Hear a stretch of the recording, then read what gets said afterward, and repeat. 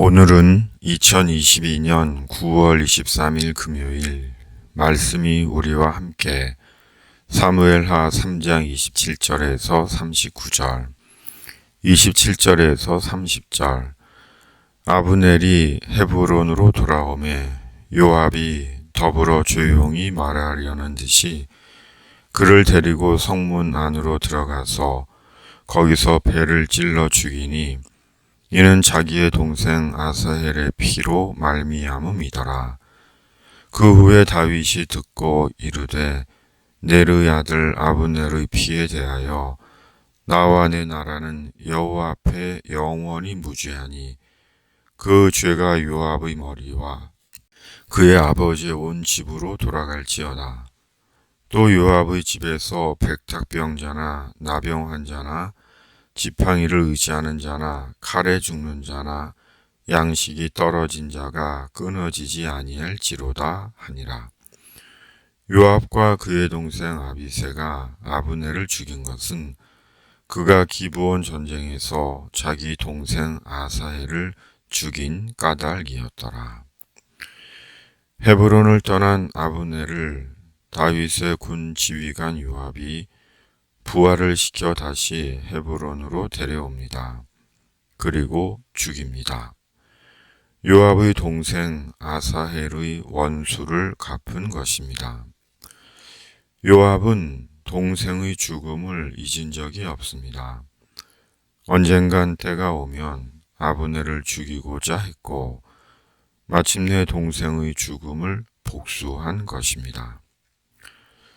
옛날 시대를 배경으로 하는 중국 영화의 주요한 내용은 주로 복수하는 내용이 많습니다. 물론 중국 영화만 그런 것은 아닙니다.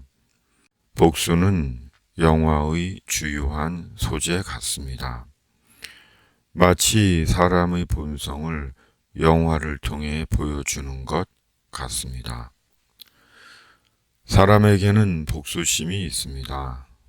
복수하고 싶어하고 복수를 합니다. 그런데 중요한 것은 복수한다고 마음과 관계가 종료되고 정리되는 것은 아니라는 것입니다. 도리어 복수는 또 다른 복수를 불러오기도 하고 마음이 무의미성에 빠지기도 하고 평안을 상실하기도 합니다. 그리고 복수보다 중요한 것이 있는 것입니다. 바로 긍휼입니다. 불쌍히 여기는 마음입니다. 왜냐하면 인간의 복수보다 무서운 것이 하나님의 심판이기 때문입니다. 39절.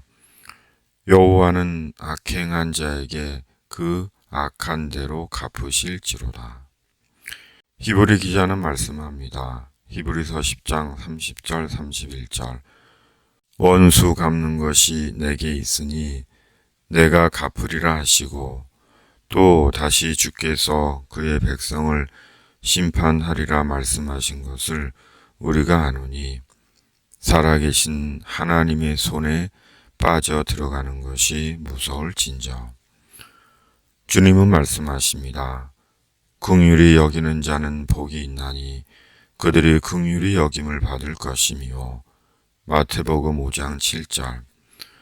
너희는 가서 내가 긍휼을 원하고 제사를 원하지 아니하노라 하신 뜻이 무엇인지 배우라.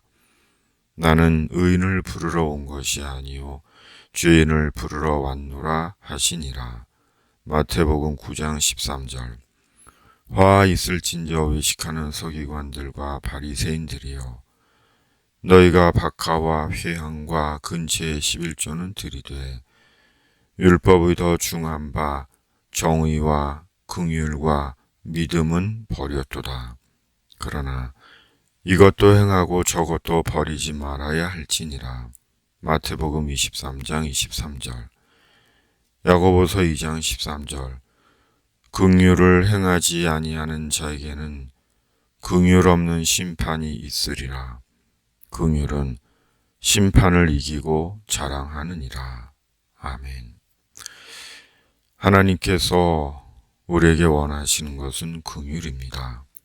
그러므로 예수님 안에서 우리에게 필요한 것은 긍휼입니다.